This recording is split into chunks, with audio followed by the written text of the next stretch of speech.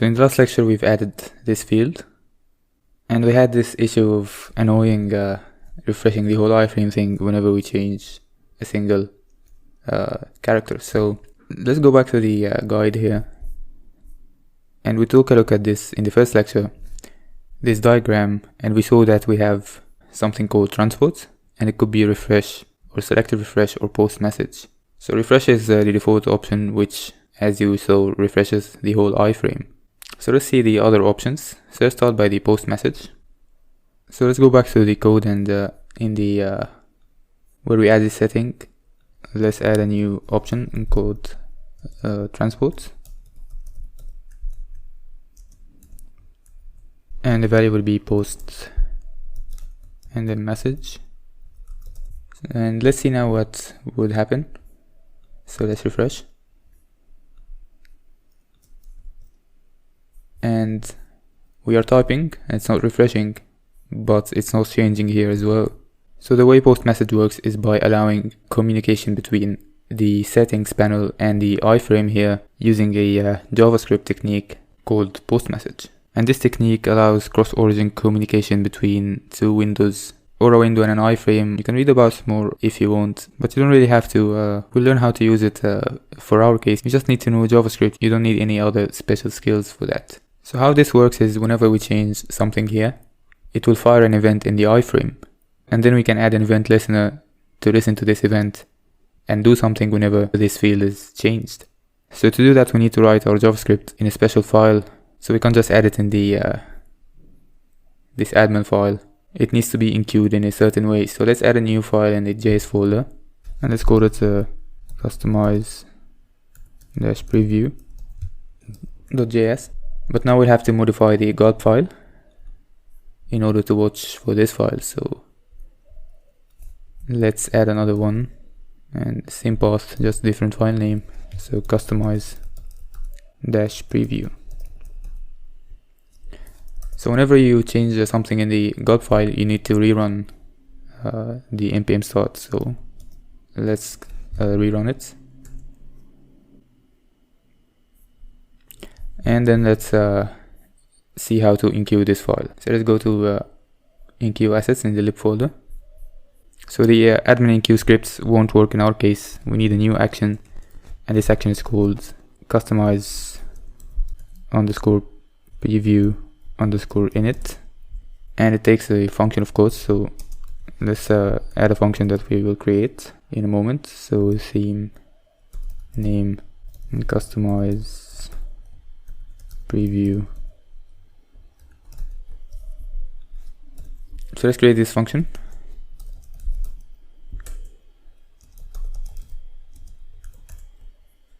And here we'll enqueue a script normally like any other script. So wp enqueue script, and the handle theme name and the source, and this would be get template directory URI,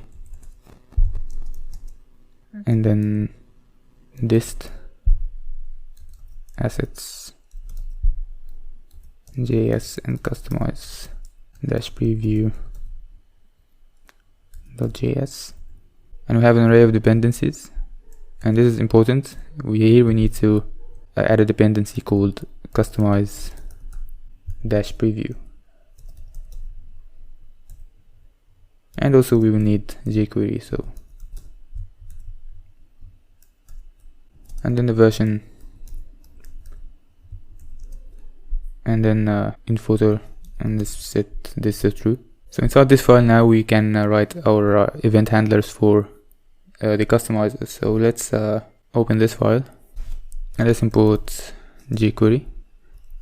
So WordPress adds a global JavaScript variable called WP. So let's console.log WP, and let's see what that looks like. So let's inspect and refresh. So this is it coming from the customize preview file, and it contains a lot of JavaScript APIs that WordPress made available globally. So the one we need to use is customize. So let's use now this customize API, So this will take the first argument is the setting ID, which in our case is theme name and site info, and the callback function, and the callback function will get passed a value, and this value will represent this field. So now we have this value, and this is not the value of the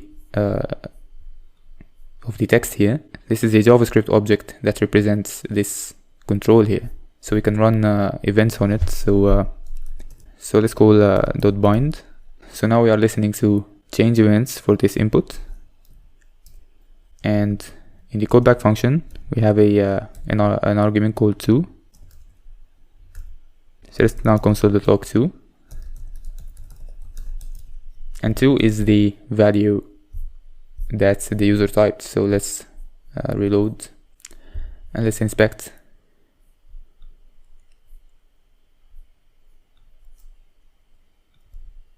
So as you can see, whenever we change the value, we have the updated value in the to variable. So this is how you listen for changes. First you use the customize to get this value object, and then this value object you can run events on it. So now that we have this value, we can now target some classes here, and using jQuery we can manipulate its value. So let's copy the class for the text info, and we have jQuery imported, so we can use jQuery to target this class and then change its HTML and just put the value.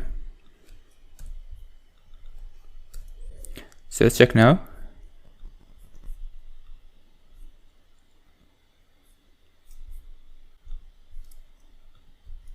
And as you can see, it changes immediately.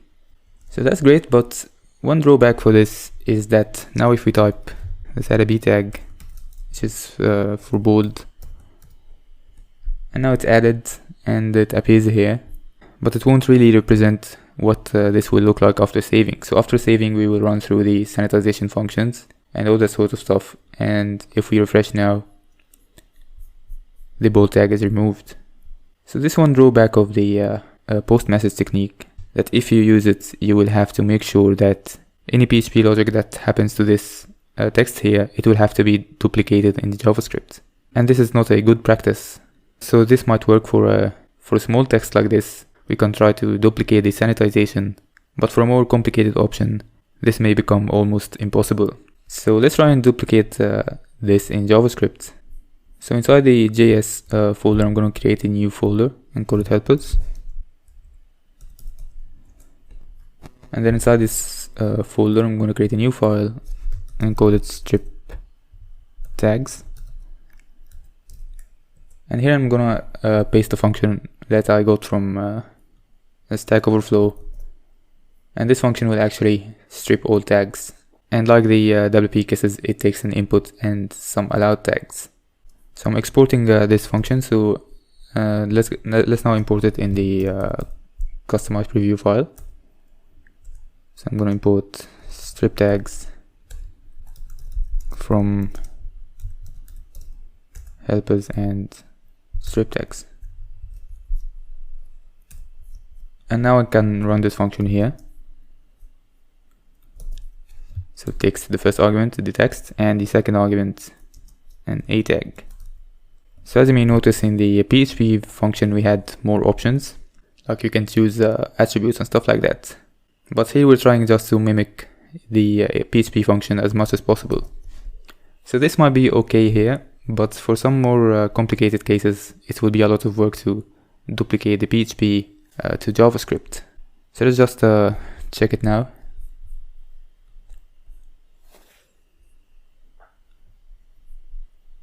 And let's add a b tag. And now, as you can see, it's removed directly using JavaScript. So as I mentioned, this might be fine for this kind of situation. But for more complicated situations, we might need to see another solution, and that's what we will do in the next lecture. But before that, let's just see something. Let's try and edit the site title here, and let's add some text. And as you can see, it also refreshes the whole thing. So I just want to point out that you can change these settings for for already existing settings. So let's go to customize, and the WP customize class will have a function called get setting. So this setting is called blog name, and you can tell by inspecting and seeing this value here. I'm sure there's a better way to do it, but anyways. So you now have the setting object for this setting, and you can change some stuff in it. So we can change the transport to post message.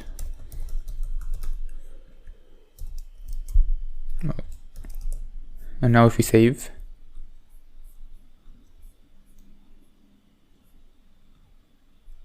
and change it, it won't refresh. And that's because we need to add the JavaScript callback. So let's add another one real quick here. So let's actually copy this one to save some time, and change this to blog name. And my class for the header text is called header underscore blog name. And we don't need to strip any tags here. And let's see now. And now it's changing directly. So this is fine, but it's also a bit risky because you don't know what WordPress does before it outputs the blog title here. So we already know that these kind of functions may be already running through PHP filters and stuff like that.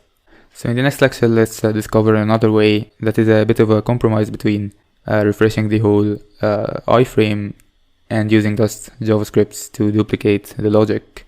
So see you in the next lecture.